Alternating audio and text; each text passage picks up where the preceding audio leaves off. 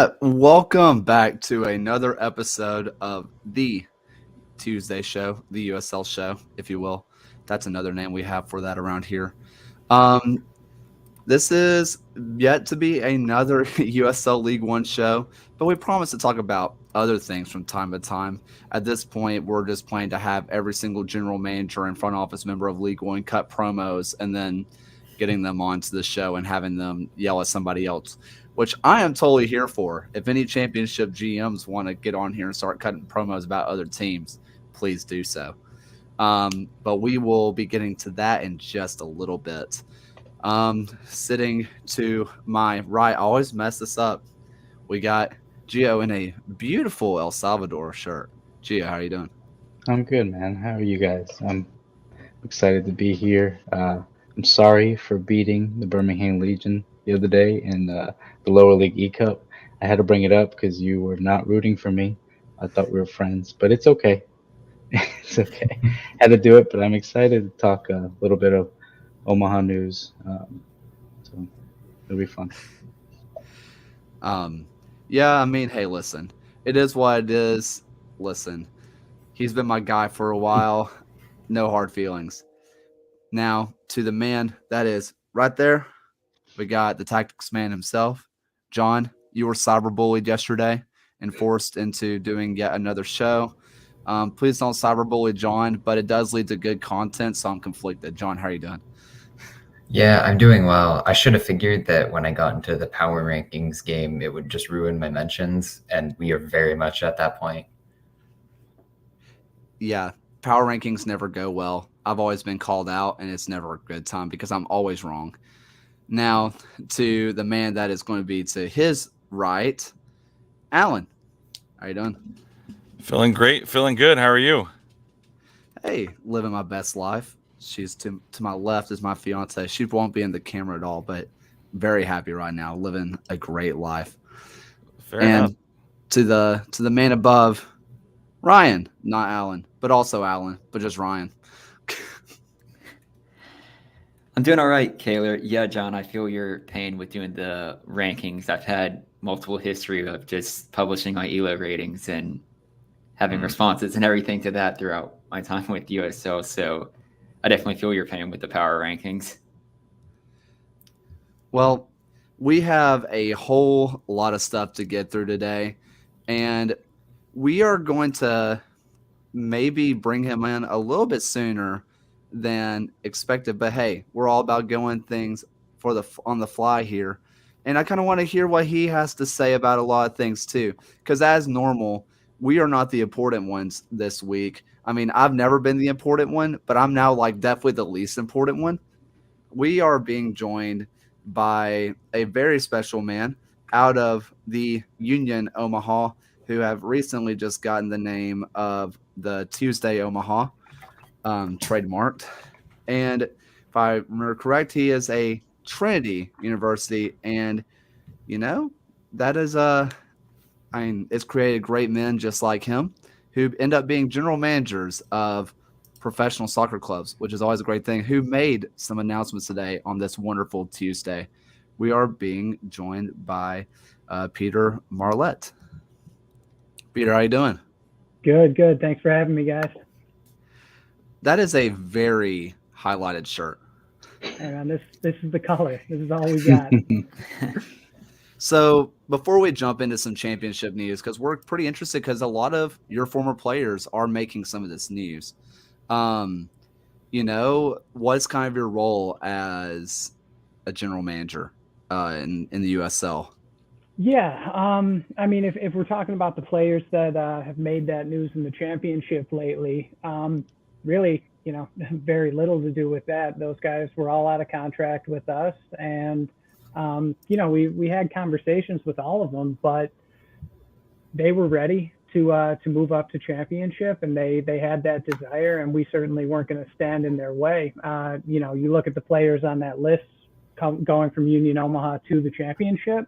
We would have loved to have any one of them on the team next year, but they're all going to go make great contributions at the clubs that they're at. So that, as a GM, that was easy. That I didn't have much to do with that. That was them and their agents and the championship clubs. of course, as I said, we would have loved to have any of them back next season, but thrilled with where they're going. And I think, all those players are ready to go make an impact at the championship level. So just excited to watch them next year.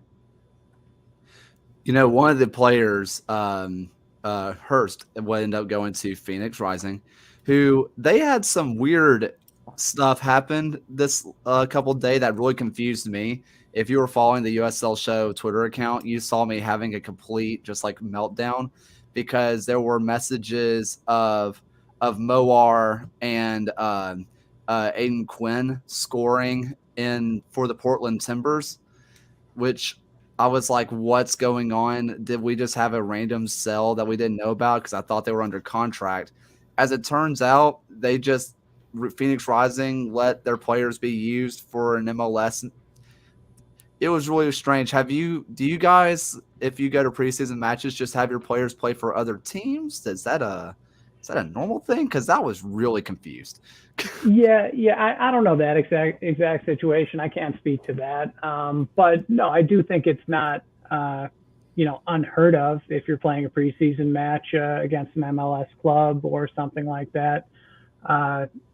Having a player go play for them just for, a completely non-competitive match. I don't think that's crazy. But also, if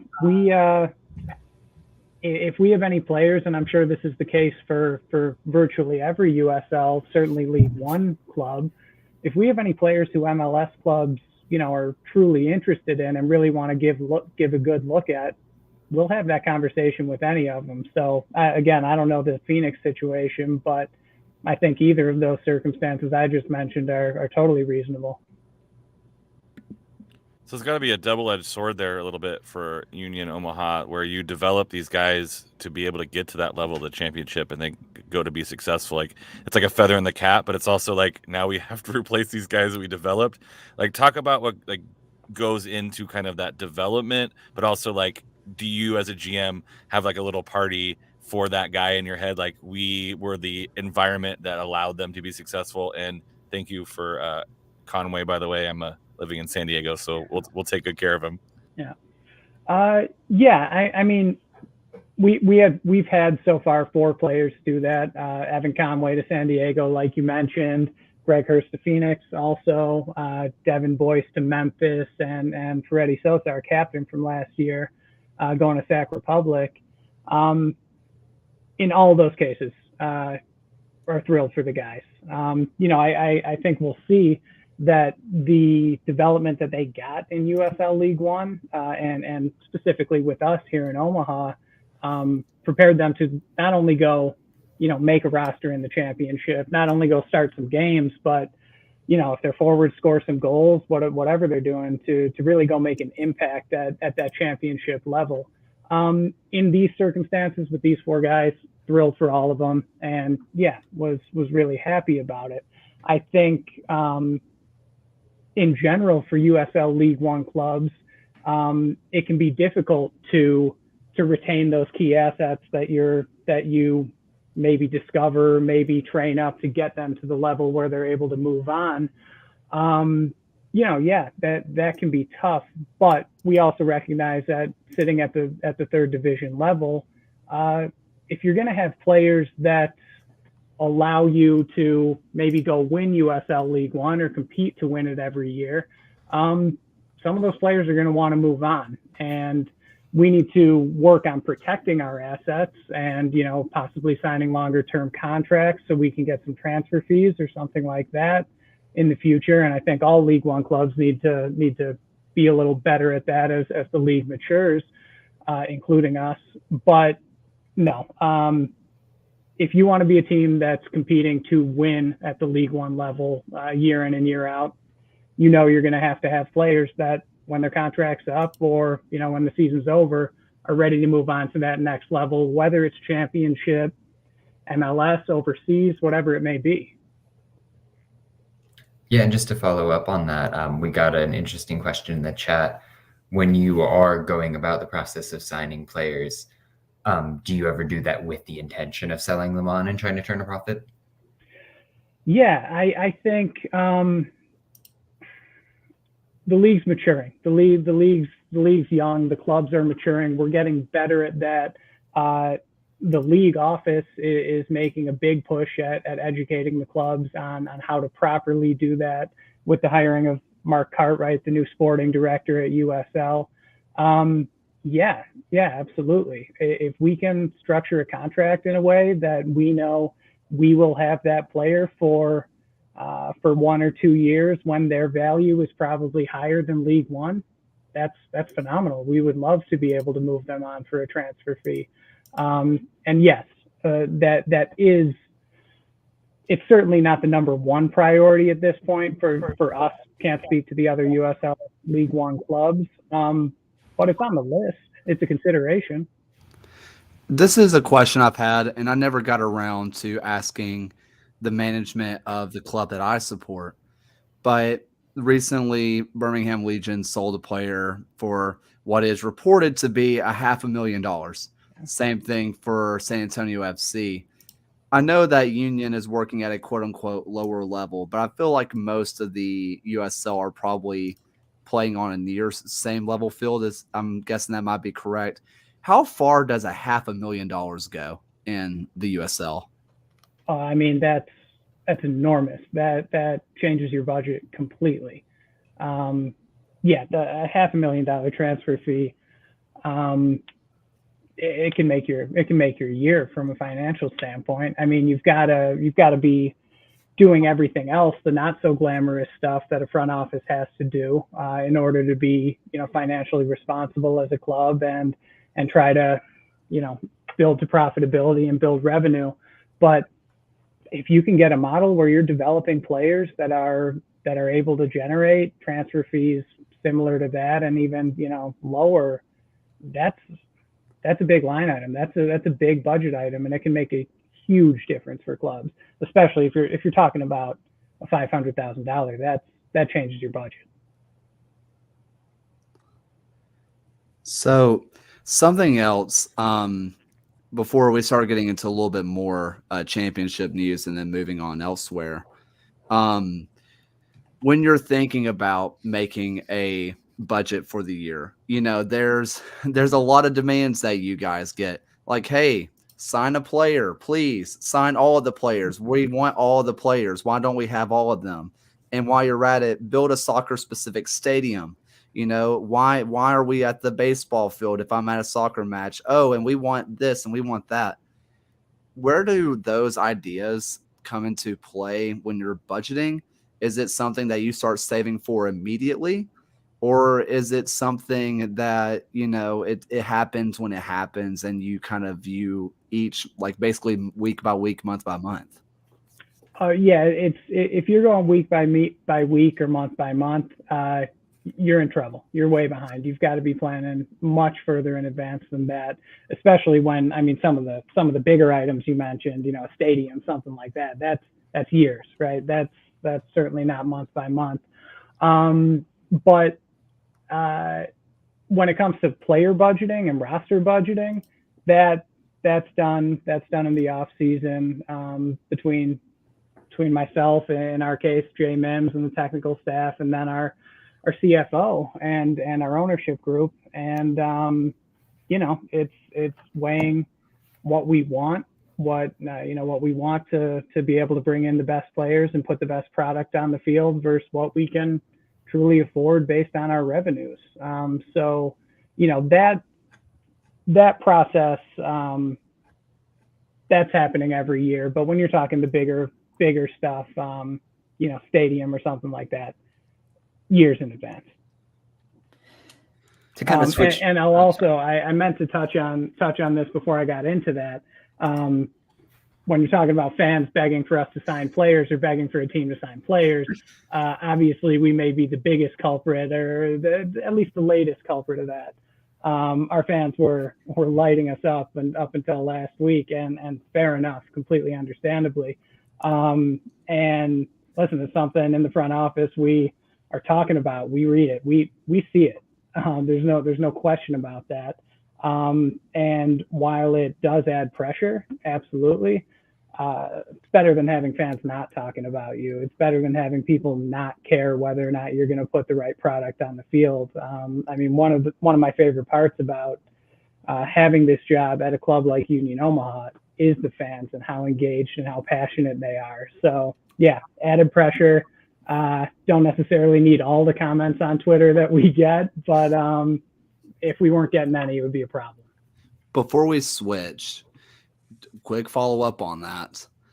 How badly did you just want to reply of "Shut up, we're working on it"? So badly. Yeah.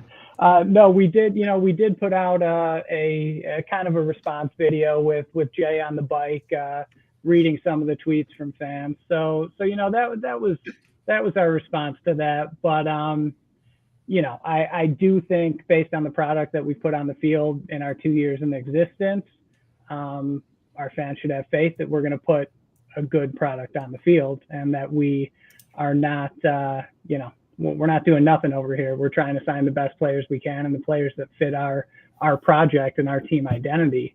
So, yeah, I'm not going to lie. I typed up some reply tweets that were just, let me work. Come on.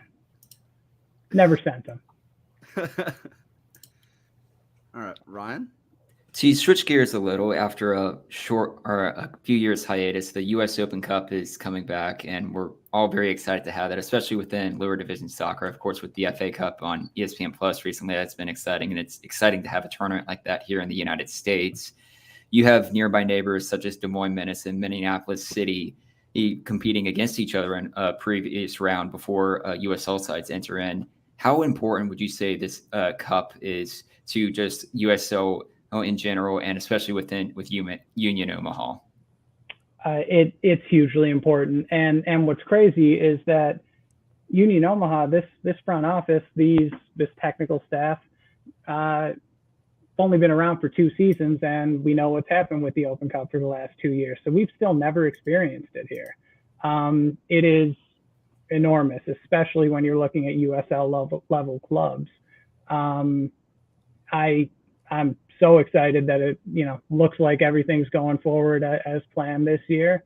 It's a huge opportunity. The way that it's structured this year with USL League One clubs entering in the second round, and then MLS clubs entering in the third. I mean, draw goes right, we win a game, we could easily be hosting or playing a competitive match against an MLS club, which is, that's the dream for a USL club. And honestly, I think we've got players. I think we have the right product.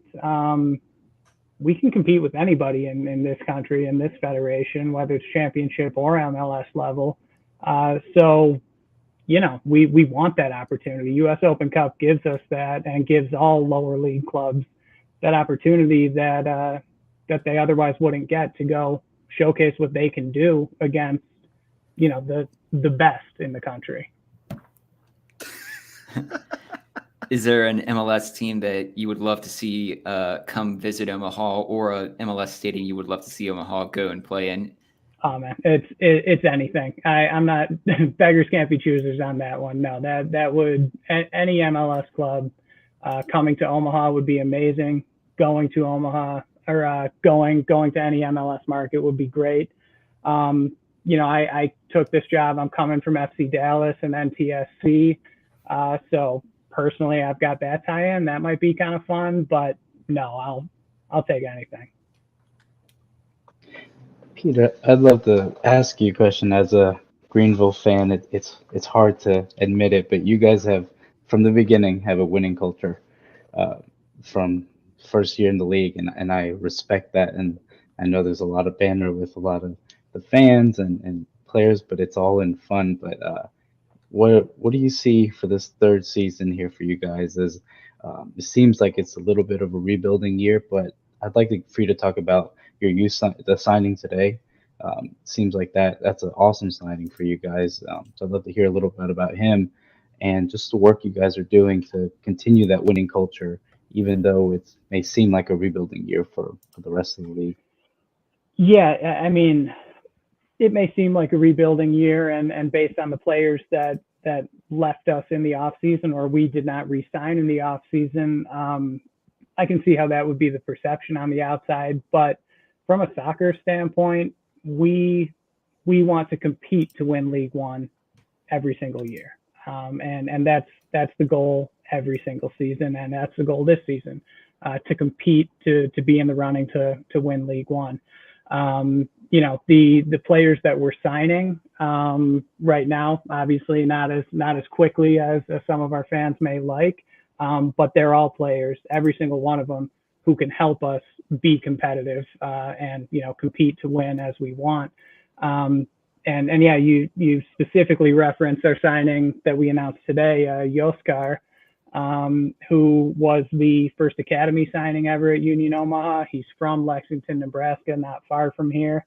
He played on our academy team that Jay took to the USL Academy Cup before a pro game had ever been played here.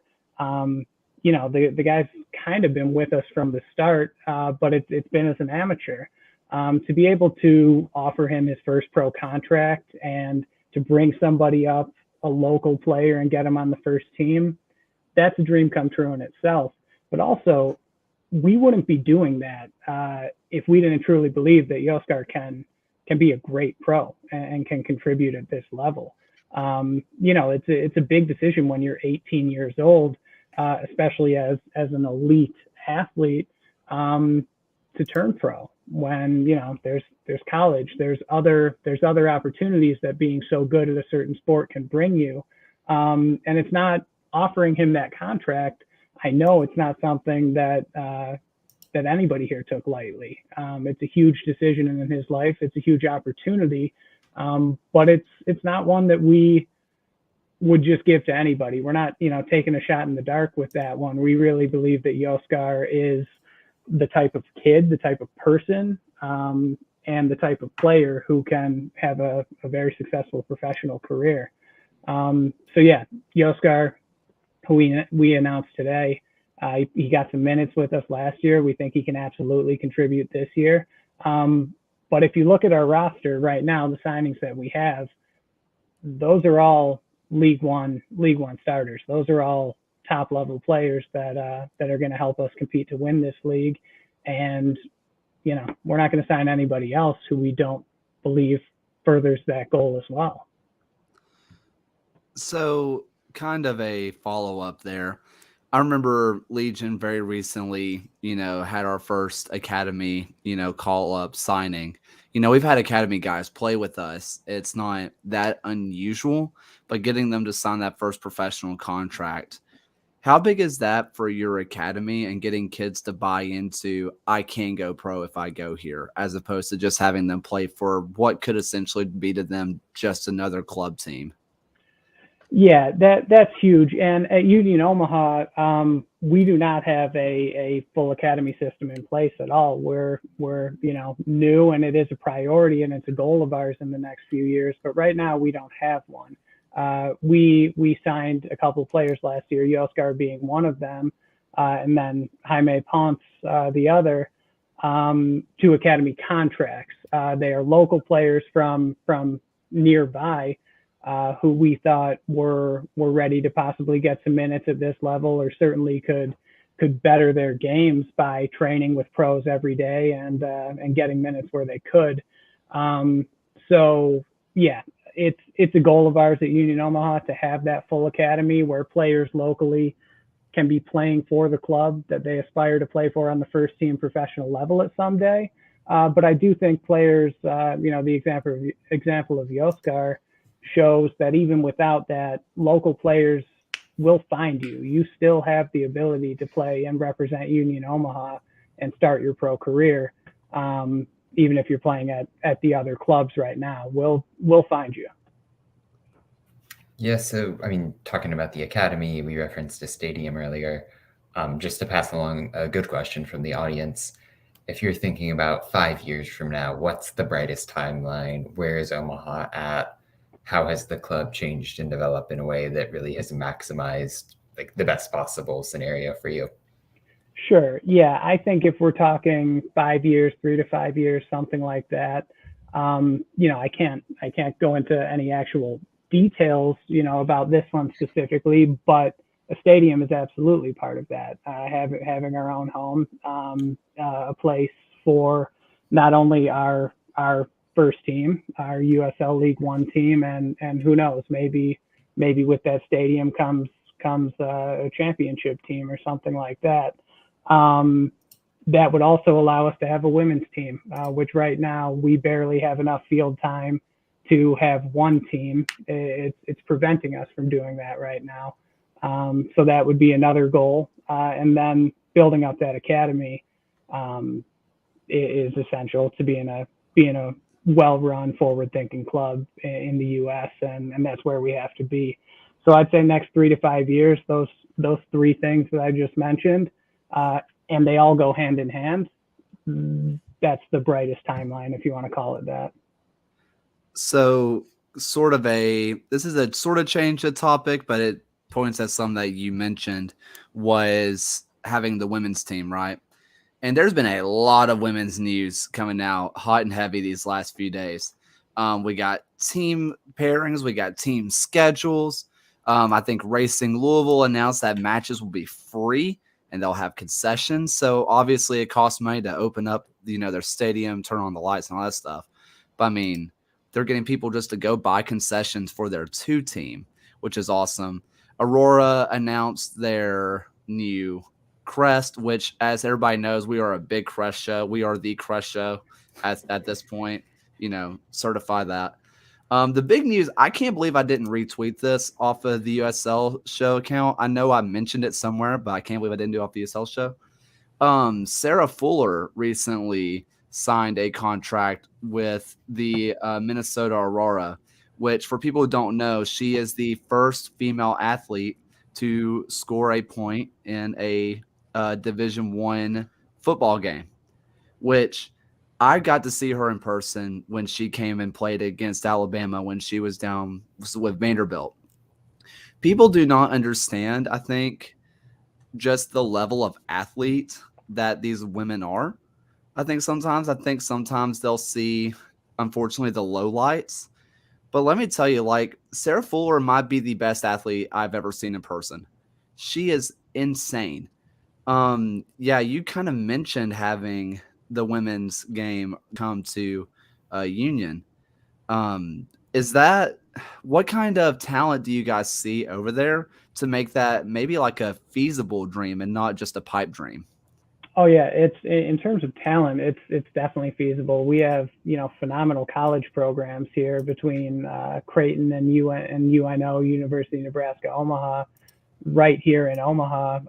Those are quality Division I programs. We've also got Bellevue University at the NAIA, Iowa Western and junior college, Midland University. There's a talent pool right here of very high level college players. So, and I've had some conversations with coaches of those teams. If we can provide the avenue for them, the players are there. So it's our goal to provide that avenue to have that team. Obviously, if you're looking at a Super League or W League club, you probably want to recruit nationally or internationally, but you should have a good local base, and we certainly have that with our college programs nearby. And I should mention in the women's game, Nebraska Lincoln as well is another top program that's not far away. Just wondering about the women's side. I'm going to throw this over to Alan. Alan, you guys, San Diego just got a new team, which, by the way, speaking of crest, oh my God. Everything about that branding is perfect. What's kind of the vibe around town with the new club? Vibe around town's pretty interesting. I think San Diego Loyal did a great job of getting out in the community and being responsive and figuring out what the community wants. And we see this with really successful USL clubs where they are really a mirror of their community. I think the one drawback for the NWSL club is you're launching during COVID, and it's really tough to do that same kind of thing. So there's just kind of a lack of connectivity to the community. But I think once you start playing games, once it starts being real, I mean, you have the star power of like Alex Morgan, like bringing people into the game. The women's team is always people show up for the women's national team in San Diego as well. Women's World Cup watch along parties. So the people are here. I think, what Peter was talking about just connecting to the community and finding those players. I think Wave can do maybe a little bit better job of connecting to the community a little bit more, but it's their first year. They're figuring some stuff out. It's a tough year to start. I'm sure Peter can talk to that as well. Like getting things started in this environment it's tough to get a league team started to begin with, but you're dealing with COVID, and which means less interaction with people. I'm sure there were some challenges thrown his way that he can kind of speak to educate us on what it's like to start a club like Wave is trying to do in the middle of COVID at the very beginning of the team. Yeah, and actually, unfortunately or fortunately, because it sounds terrible, I was not here for the start at Union Omaha, so I can't really speak with direct firsthand knowledge about that. But I can say, I got here to Omaha about, actually, it's almost like a year ago exactly, and despite the fact that it was certainly less impacted than 2020, this was still a COVID impacted season. And yeah, it's difficult. A big thing that USL clubs need to do in order to build their fan base and be successful is, as you were just saying, make that connection with the community. And if we need to protect our players from COVID, that's difficult. If we can't let them go out into the community and engage with the fans and just engage with the city, it's tough to build that connection without it being a personal one. Now, luckily at Union, we had some really personable players over our past 2 years who were always willing and happy to make whatever connection they could do within COVID restrictions. And that made a big impact. And I'd also say we had some understanding fans here because, I can go speak to supporters groups or go do town halls or whatever it is as much as I want. I'm a lot less fun. I'm a lot less of a draw than Greg Hurst or one of our players from last season. So it's hard to make that connection, and hopefully it gets easier and easier as time goes on. So yeah, no, I feel for anybody who's started a club within the past year or two or starting one this year, because it'll be better, but it's not going to be completely normal. And just with how important that local connection, that community connection is, man, this makes it tough. I'm going to ask Ryan just real quick, because unfortunately you have the displeasure of losing a club somewhat recently, I guess. Even though there's a lot of talent still in the Carolinas, you did have to go through a loss of your club. Kind of, what's the situation like whenever a team goes on hiatus, or whenever they do shut the doors for real or for good, which I don't want this to be, could this happen to Union? I mean, you guys are doing amazing there, but it is kind of the fear of starting a club in the United States of, let's start a club, it might flop within 6 months. Like, that fear is always going to be there. As a fan, Ryan, how did that kind of impact you? It's always tough to kind of lose the club, because it's not just that you lose the going to the games or the players and everything. You also kind of lose that sense of community that you have so many friends that you make throughout the supporters group. And then without having like an excuse to go tailgate or go to matches, it's tougher to try and like build events to try and see them. And it was just kind of difficult because oftentimes for these clubs that have, like, say they're going to go on hiatus for a year, you can almost kind of see the writing on the wall for like the couple months leading up to it. And it's almost like it's a slowly, just kind of a slow decline that you kind of see where this is going. So it's a really tough situation. And it's certainly a hope that I would love to see my Wilmington Hammerheads return back to USL in some part of the future. But that at least segues into an interesting question for you, Peter, since we have a few more expansion clubs actually joining into USL 1 this season, including a relatively close by one within Northern Colorado. What do you see as kind of just the landscape of USL 1 at the moment with these new teams joining in 2022, plus 3 more on the way in 2023? Yeah, I'm personally thrilled about the expansion, and specifically the teams that are coming in, the clubs that are coming in, and the markets that are coming. It's having the MLS reserve teams, 2 teams, whatever it was for the first few years of this league. I think it was good. It's of course fun to know that Ricardo Pepi played in League One, and that's we like that, right?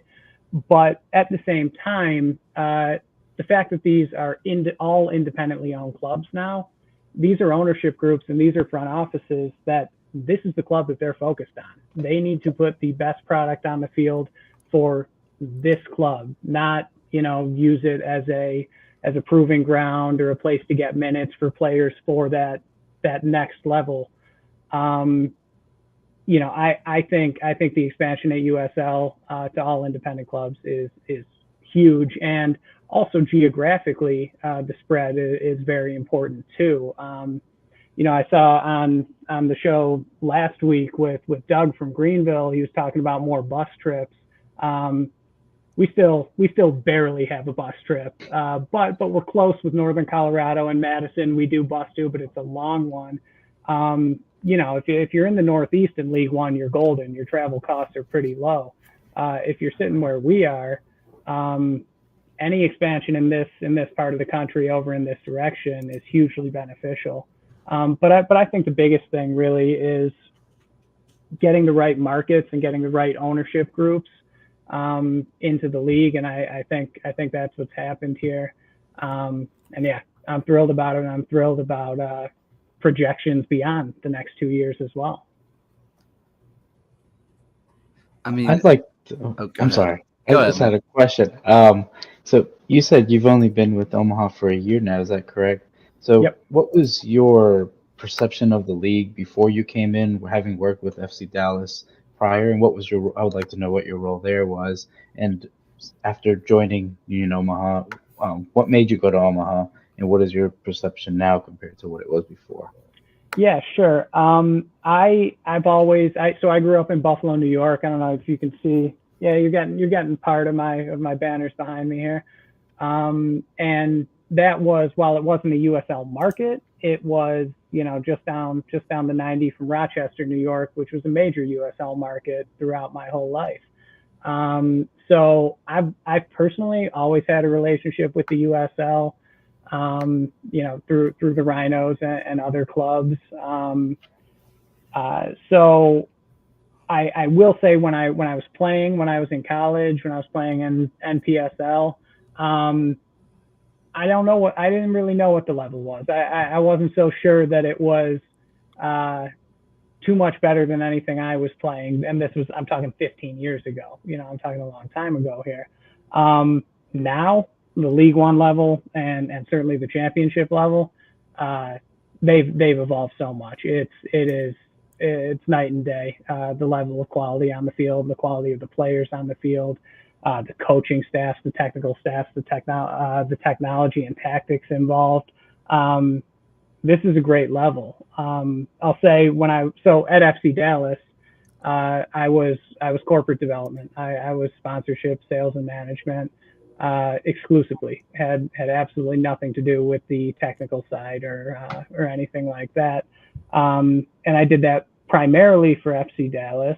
I should almost say exclusively, because really they didn't have a dedicated staff doing that for North Texas. It was kind of toss it into an MLS contract with a partner, if you can find one that makes sense. It just wasn't that priority there. But I went to plenty of North Texas games while I was there. I loved watching those guys because that was 2019. That team was awesome. That team had some players that are making big moves right now all over the world. I've had a ton of respect for USL my whole life because I think I grew up around it. But in terms of where it's gone since the Rhinos days, since back when I was coming up, just the professionalization and the quality in this league is so good. I want to change the topic just a little bit, unless Alan, it looked like you were going to say something.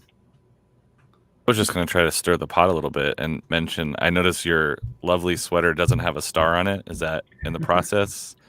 Yeah, this one's from last year. Yeah, we've actually, Team Store's got some stars on it, but I just haven't been over. And then, yeah. And then how big was it to beat a team like Greenville in the final, especially what happened the year before? Is there like extra bragging rights that you feel good about? Is it like, hey, we beat this consistently good team? Or is it just like reconfirming that, yeah, we're as good as we thought we were, and we're proving that, you know, we're a name to be messed with?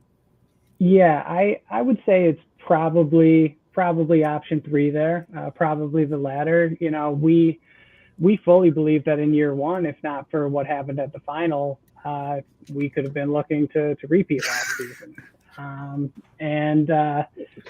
You know, it felt good to win and win in the fashion that we did, because it did affirm the hard work that our technical staff and front office has done all year, or for all 2 years leading up to that.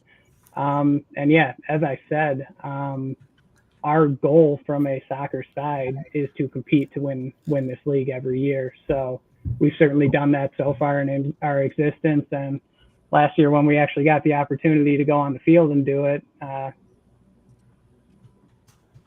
you saw what happened. Gio, I'll let you cut a promo later. We can't do that right now. You know, earlier we were talking about expansion sides, and there was some expansion news coming out today with the USL Championship, with Monterey Bay announcing like a lot of players out of nowhere. And I think the Las Vegas Lights actually decide to be alive and not, you know, doing whatever they're doing. John, first, let's go to Monterey Bay. How do you feel about these signings? Because I looked at them and I don't rate it much, but maybe I just don't know the players in the league as well as I thought I did. I mean, from a certain point of view, it's warm bodies, and you need 11 of them at any given time. It's a lot of guys so far with a proven track record of being fine in the USL. I do think Hugh Roberts, who signed off of Charlotte today, really can be a talisman for what this club is trying to do. And I mean, as I'm sure anyone who's started up a club in recent years can speak to, getting in a player or two with a real veteran presence just to sort of lead your clubhouse, do that kind of thing is a big deal, and Roberts can do that. But statistically, my numbers don't like their roster very much. I just don't think that they pass the eye test either. I would, I guess, spin it into an Omaha-centric question. When you were kind of trying to get off the ground, how did you try and weigh the importance of having players who had that sort of veteran experience versus kind of going all in on maybe just talent alone, or trying to pitch youth a little bit? Yeah, and when we're talking, you know, getting off the ground as in year one with Union Omaha, I can't speak with direct knowledge because I was not involved in that. I know Jay and his technical staff and everybody involved did a ton of scouting for that, and you know, looked at as much data as they could get their hands on to build that first roster. And really, that's what we did last year, and that's what we're doing this year. The veteran presence is important, and at Union Omaha, we've been really lucky with the veterans that we've brought in. And you know, it's luck, and it's doing your research. It's talking to coaches, talking to players, getting to know them, not just the numbers, not just the video, not just seeing them live, but as people. And you know, you look at somebody like Connor Doyle. He's had a phenomenal professional career, a long, impressive professional career. But he's also just a really good guy, and he can show, and he's willing to show the younger guys who we need to bring in and who we're going to rely on for a lot of minutes every year, how to be good pros and how to have careers like his. So yeah, it's a balance. But I think at Union, we're probably going to tend to be younger than most other teams in League One, and that's by design. But you can't do that without having those solid veterans, not only in the starting 11, not only giving you minutes in and out, but also in the locker room. And that's something that Jay focuses on just tremendously. He'll talk to the old coaches or the former coaches of players that he's recruiting. He'll talk to the players. You don't want to bring somebody into the locker room who could be the locker room cancer or whatever it may be, no matter how good they are on the field. Especially the way that we like to play. We need people willing to play roles because that's how we operate. That's how we win games. So yeah, it's you've got to know what positions and what profiles you're looking to fill, and then go do all the research you can do to make sure you're bringing in the right people to do that. Before we kind of get to some final questions with Peter, because we know you have a hard out coming up soon, I do just want to get this off my chest before we get to final questions with you, because I've been waiting to say this. The Legion signed Johnny Dean. He's been announced. We're winning the USL Cup because of Johnny Dean alone. John, why is Johnny Dean the best USL player of all time? Move over Solomon Asante. Well, you harp on the pace all the time, and he might be the fastest player in the USL. Incredible work rate based on that. He'll get up and down the flank like nobody's business. The thing that I focus on a lot in terms of Birmingham is the way that he and Anderson Asiadu kind of drive their transition from defense into attack. With Asiadu, it's a lot of the dribbling, the ball carriage. Dean has a little bit of it in the gravity that he has with his runs up the pitch. Very sharp passer as well. He's very cerebral when he joins the attack as well. Knows when to make a smart run, can get in the mix really effectively. He's everything you want out of a right back, and combining that innate technical ability with some of those physical aspects, he's really one of the strongest right backs that there is across the league. And so to fill in that gap at a position where Birmingham didn't really have anybody as a replacement quite yet, huge deal. So this kind of goes to a question I have for Peter, and then I'll open, anybody else can ask some final questions as well. If you have a player, which I speak very highly of Johnny because I'm a psycho fan who will only see the best in my players. But he's a guy that realistically could have gone to the MLS. If you have a player like that who has potential to move up, and maybe they won't be first team players wherever level they're moving up to, do you have that honest conversation with them and be like, listen, you're going to get first team minutes here. Let's get that stock up. And what does the bank account have to say about those players? Obviously, you don't need to disclose exact numbers, but do you give those players a little bit extra because they've earned it, or is it, hey, we got this is the budget we have? I'm sorry. Well, yeah, I mean, listen, we have a budget, right? League One teams have a budget, championship clubs have a budget, and we got to stay within it without question. That said, we'll make absolutely every effort we can to give a player what he's earned. So, there's only so high that we can go at this level in terms of pay, but we're certainly not afraid to, stretch it as far as we can for the right players when they've earned that. But yeah, listen, you're not going to see any enormous contracts in League One just because it's not how we're able to function. It's not how we're able to stay in business and operate. But yeah, those players who could play MLS minutes, could play championship minutes. It's just important to have honest conversations with them and make sure that the coaching staffs and their agents are having honest conversations with them about what their priorities are. For some guys, going up and sitting on an MLS bench and maybe, you know, making some appearances, getting some minutes is the dream. And I'm not going to begrudge anybody for that dream. That was my dream growing up. But, you know, if that same player can be playing, you know, 90 plus minutes every game at the League One level and be competing to win the title every year, you got to talk priorities with that individual and make sure that they're getting all the information that they have to make the best decision for them. In terms of pay, we can pay what we can pay, and we'll do our best for all the players. But in the end, our budget is what it is.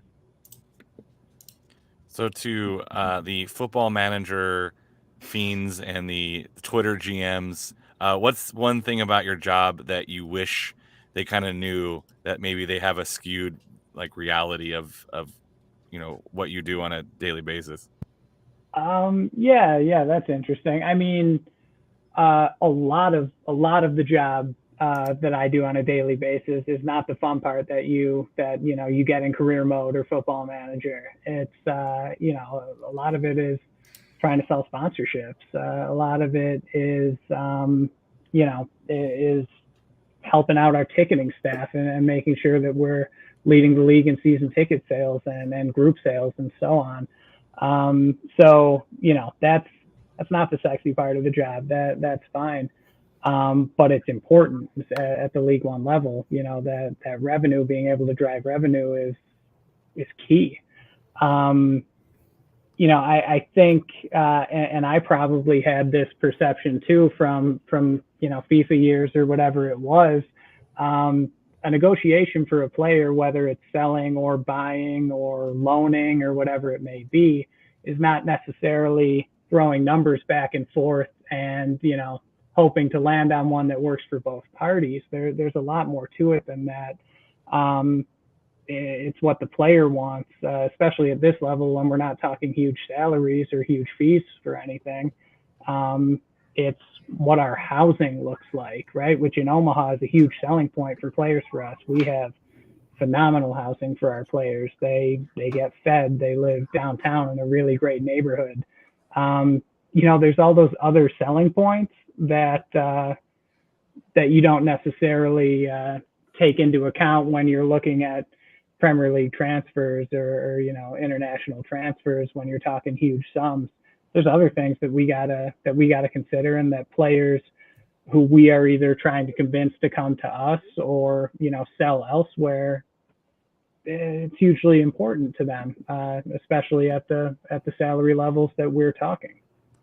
And speaking of selling sponsorships, if I'm taking an away day to watch a Union Omaha match, what's like a local place that I need to like pick up to stop by to get some like local Omaha good cooking? Yeah, sure. Well, listen, I'm probably not the best to answer this, being that I've been here for 1 year. But I will say, if you're interested in seeing some players in the Blackstone district here, which is where all our guys live, the Switch is a food hall where we celebrated the cup as a team last year, and it's where the guys congregate a lot of times for a drink, never too many, and some good food. So I'm a fan of that. But listen, I'm sure there are plenty of people in the chat here who would give their own. There it is, Zach coming in with some options here. But yeah, listen, it's a phenomenal USL League One environment here at Werner Park, despite the fact that it is a baseball stadium. Our fans make it special, and I think our layout is pretty good for a baseball venue. Come out, you know, we'll have you anytime. I think you'll have a good time. I think you'll have a good time at the game. And then Omaha's got a ton to offer. I didn't know what I was getting into when I took this job and moved here last year. I'd never been to Omaha. I don't even think I've been to an adjacent state before I took this job and moved here. But this is an awesome city. There's a ton to offer, a ton of different distinct neighborhoods, good food, good entertainment options, and at Union Omaha, we're just happy to be one of those entertainment options. Well, I'm looking forward to going to Union Omaha game sometime this season. But I just want to make a comment here. I see a lot of people say you guys would have won in 2020, although you guys did beat us in Greenville in a meaningless game for us. We didn't have to wait till the last game of the season to win. You know, I respect you guys. That championship last year, the run you guys made was just as good as our run that we made, although we didn't get to play it on the field. I was so excited. We were not happy whatsoever to have that game canceled. I had 14 tickets for my family and friends.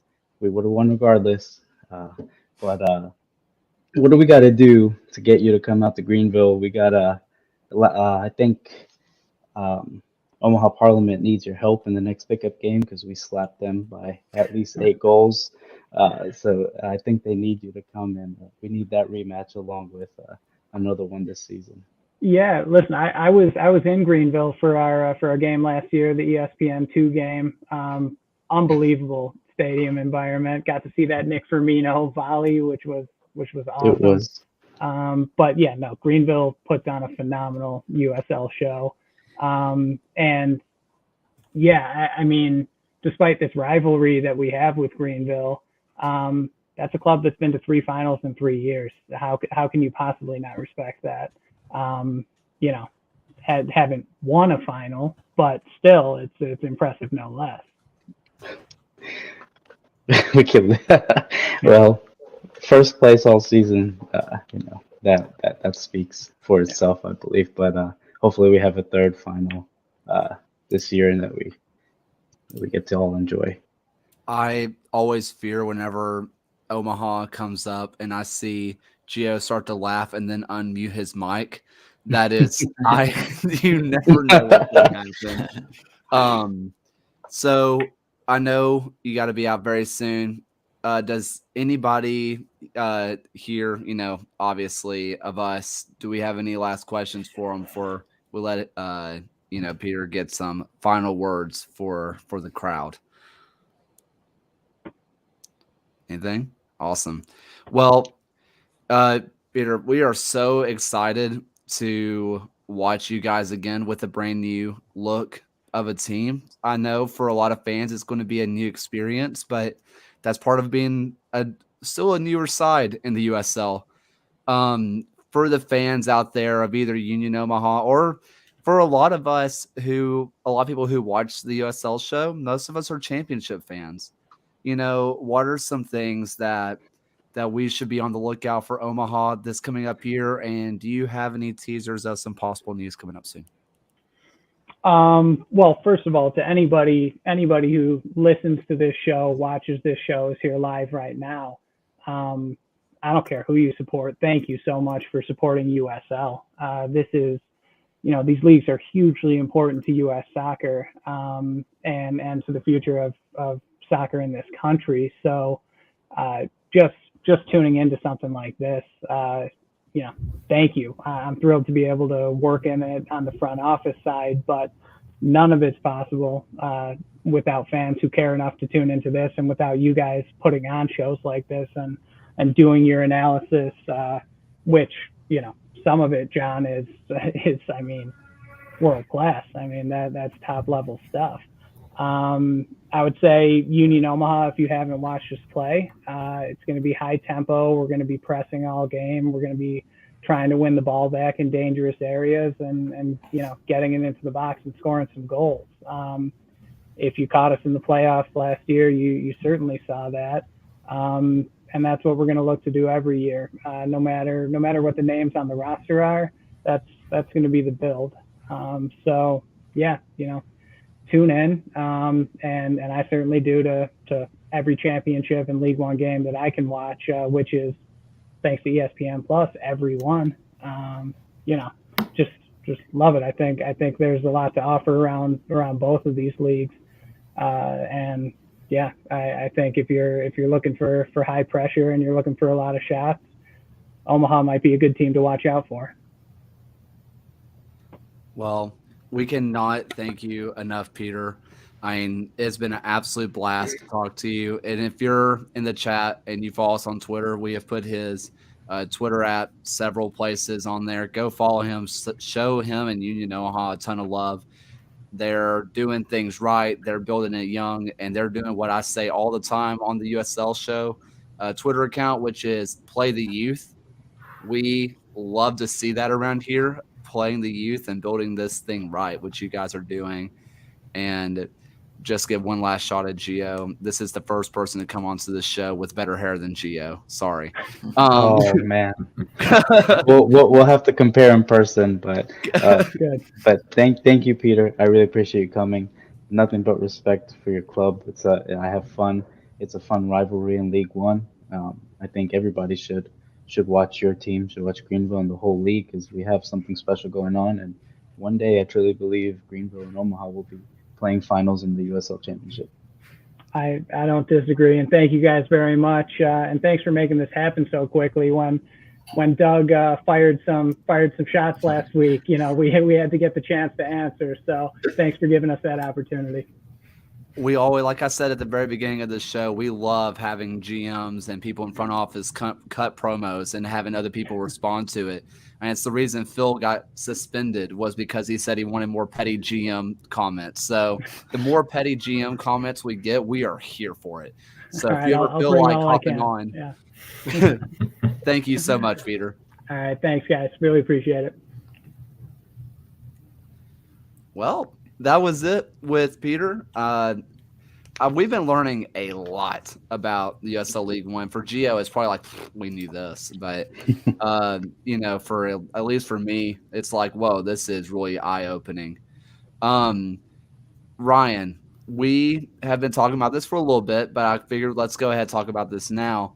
Next week on the live show, unless another GM wants to cut a promo, which hey, DM us. We have a fun little show for next week. What's that? Since we have already ranked the current USL C and USL 1 crusts, I thought we'd go back through some of the historical crusts of USL of any team that's either a previous crust that a current team has had or a previously played team, rip to my hammerheads, and rank those crusts in a tier maker similar to what we did in that previous episode. And we'll obviously tweet out that link as well as we get close to the episode for everyone else to rank theirs. So I have to ask you, John. Today we uploaded our, your breakdown for the Legion, which you had made like on Friday, I think.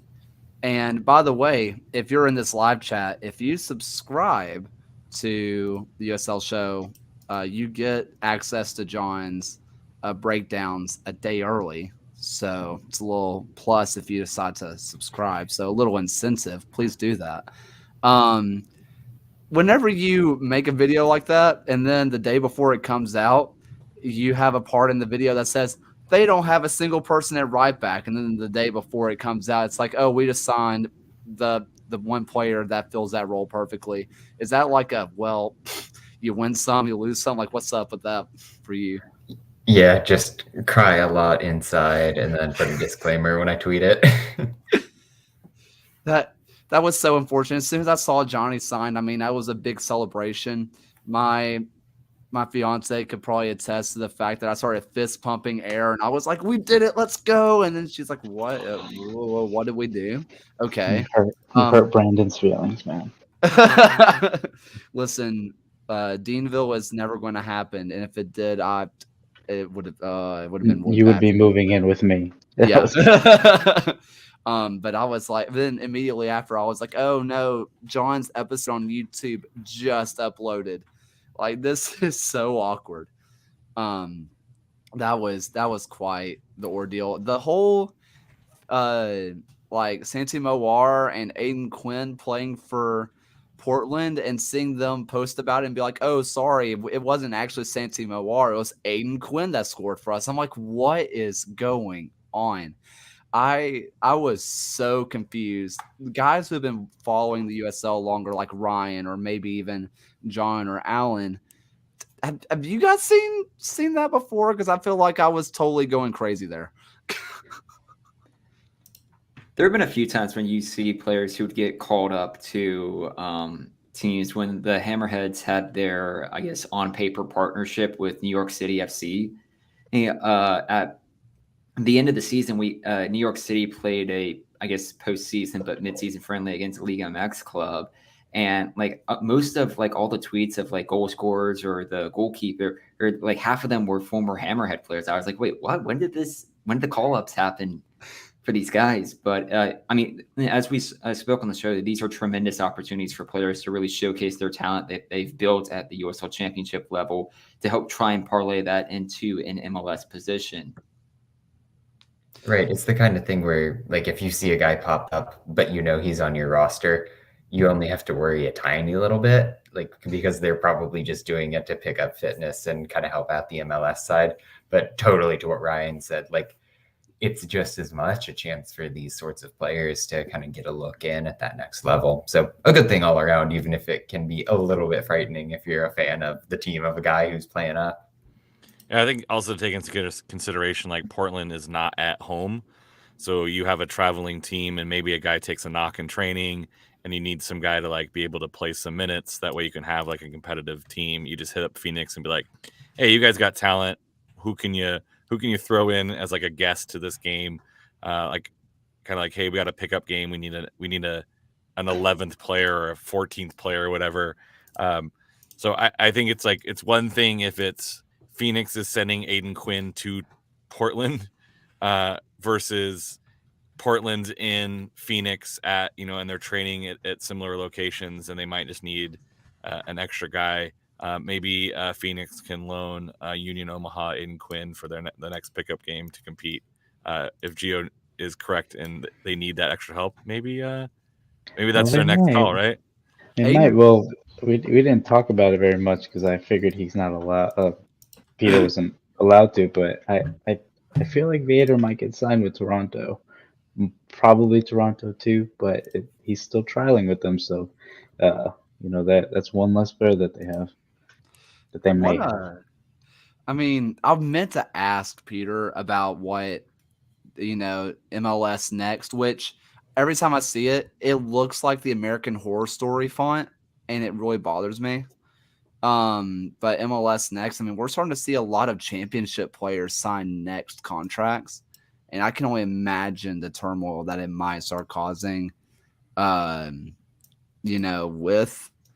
the League One. But I didn't want to ask because some of those people are literally his former employers. So that is such a weird position probably for him to be in, because they might be calling Union Omaha and being like, hey, pal, remember when we paid your bills? What about some players, huh? That's just wild to me.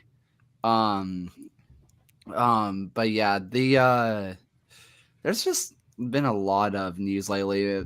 And okay, kind of going back, how do you think the conversation goes when it's like, hey, do you have a player we can use? Do you think the guy at Phoenix Rising, like the GM, is like, oh yeah, Santi Moar, Aiden Quinn, really good players. They need to get some they need to get some, match fitness, and they're worth about $100,000 if you're interested.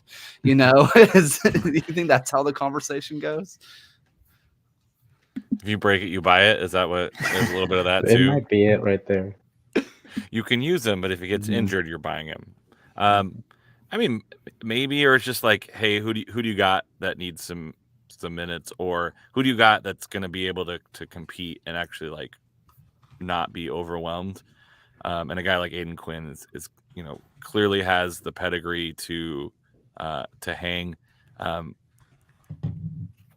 There's probably some reason why he's not been picked up by an MLS team. I'm not sure we have enough time to get into some of those, but a guy like Aiden Quinn is going to be able to handle his own in a preseason MLS game. It might just be like, hey, who you got available? We'll take whoever you got. But with Phoenix, it's like, well, we have these 5 forwards who can all compete, and these like 17 midfielders, and these 3 defensemen, And please don't touch our goalkeepers because we need to protect them, because if one gets injured, we might be in trouble. But if you're training with Phoenix, you have some talent that is probably like bench level at MLS. Maybe not starting 11, but like definitely 18 caliber. So there's guys you can handle, and basically you just want match fitness. MLS next has no salary cap. That could be a big draw. One thing to talk about that with, though, John, is if you're not watching the live stream, John talks about MLS Next Pro not having a salary cap. They also don't have a salary floor. So that's kind of an issue, because at least in the championship, you know the minimum. At the very least what you're going to get. You're going to get housing. You're going to get somewhat sustainable, living. At least you don't know that with MLS. I guess you could say that you're going to get the MLS minimum, but I don't think you do. I don't think you get the MLS minimum because you don't have an MLS contract. I'm a feeling that this works. You don't. Yeah, so it's just that just scares me. Andy kind of brought up, and you also brought this up. So if Phoenix has a player get hurt at keeper, do they just call San Antonio and it's like, listen, you're hoarding every single one of them? Because they have 3 guys there that are legitimate number ones. What are they doing? Did they just send out feelers and send out contracts thinking that only one of them would sign, and then they all were just like, yeah, this is perfect, and we signed the contract, and then are sitting at home like, oh God, we have 3 keepers? Or what just happened with that? I ran into that issue on Football Manager. I mean, I know I'm biased here. I get this. But the last time I can legitimately remember 3 number ones like this is FC Cincy 2018, where they had Evan Newton, who won the Golden Glove. They had Spencer Ritchie, who came second in Golden Glove that year, went to MLS with them. And then they had Mark Village, who ended up playing with I believe he ended up playing for Pacific FC with the Canadian Premier League. So obviously all 3 of those guys were dudes, like dudes. And like Mark didn't even get a single appearance. If you're any of those guys who are at San Antonio, are you looking around the locker room like, what am I doing? Like, I'm not going to play? Or are you trusting that you're like, I am just better than these guys? Well, I mean, at least from the perspective of Jordan Farr, having seen what he went through backing up Evan Newton for years in Indy, like, to go to San Antonio to just repeat that with Matt Cardone, I don't really understand what's going on there. Like, unless he's been guaranteed starting minutes, but then why are you bringing in this South American international goalkeeper? I mean, I'm sure Harry has something in the chat or whatnot, but it is confusing in what they've done, especially when it still is a pretty thin roster at a lot of other spots. Granted, they added some attackers this week, but still. I mean, Cardone, yeah, you could say the health. Maybe they're doing a thing that Legion did where they let him sign the contract to give him the medical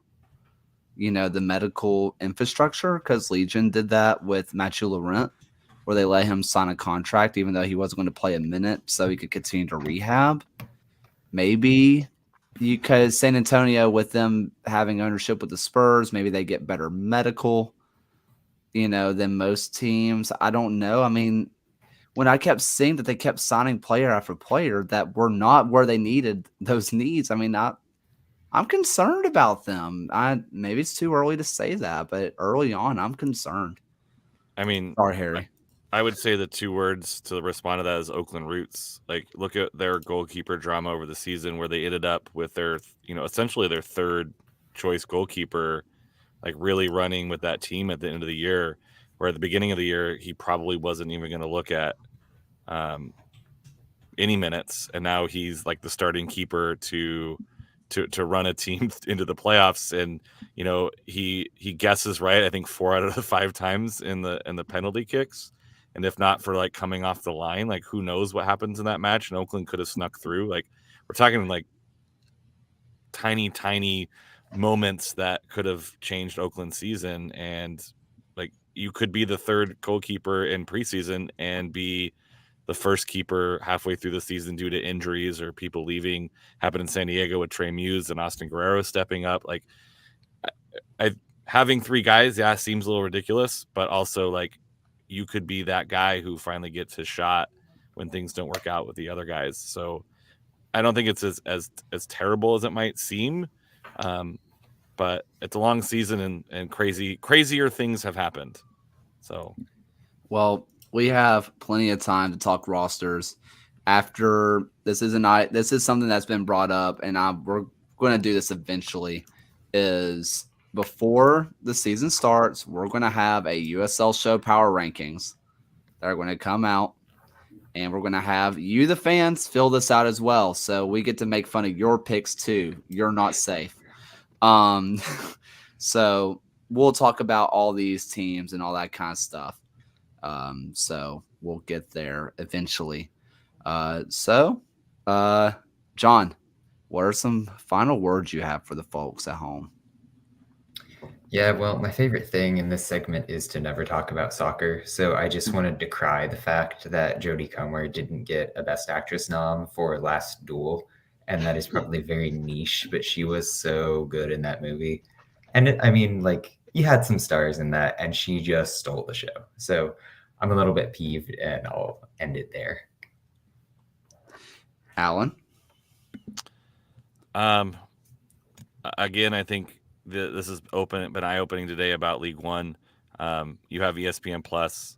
Check out some leagues that you haven't watched before, whether that's League One, that's Liga MX. There's a lot of good soccer out there that we get stuck in, like Premier League or La Liga or Bundesliga, kind of these big leagues. But there's some really fun soccer. I think watching English Championship the other day, it was like, this is wild. So check out some other leagues that you aren't used to watching, and I think you'll learn some stuff about play style and tactics from just checking out how other people approach the game. And I learned that from AFCON the other day as well. Big ups to Senegal and Cameroon. Hell of a comeback. Ryan? I'm just excited for next week's episode for just ranking the historical crust. I'm excited to take a trip down memory lane, if you will, with all this USL history. Gio? Like last week, John mentioned Book of Boba Fett, and so I'm super excited. I might stay up till midnight because I cried like a baby. I even tweeted at John about it. Had a good You time. and me both. And then I hate to rub it in, but watch my FIFA games if you don't already do. I already beat up on Birmingham Legion, and I have a quarterfinal game against one of Madison's supporters group against a good friend of mine, Omar. So that's exciting, and can't wait to update you guys on that next week. You know, I didn't get to mention it to Peter, but I was one of the first people to ever lose to Union Omaha because of the Rocket League E-Cup that was USL, because there was a weird point where USL was streaming Rocket League onto ESPN because that was a point of our lives back when COVID was still kind of cute and almost fun in a way. That was a thing. I do, unfortunately, my parting thoughts, they are a little bit sad. I'm sorry to be a kind of a downer. But I do want to end the show sending, our thoughts and prayers out to the Atlanta United family. Christian Correa, he was a U15 goalkeeper. He recently passed away. And we know it's very unlikely that his family or anybody with Atlanta United is watching this. But if you are watching this, send some love over to the ATL family because I know they're really hurting right now. That's a really young to lose somebody. And so we're as a USL show family and us as a USL family, let's send some love over to Christian's family and to the ATL community. But again, thank you guys so much for watching. Give us your feedback on the show. If you possibly, want to see somebody from your team come onto this show, reach out to them. Ask them if they're interested in joining us. We'd be more than happy to talking to them. We want to make this all the USL. So let's keep pushing this thing. Let's grow this thing, guys. Thank you so much for listening and so much for watching. This has been another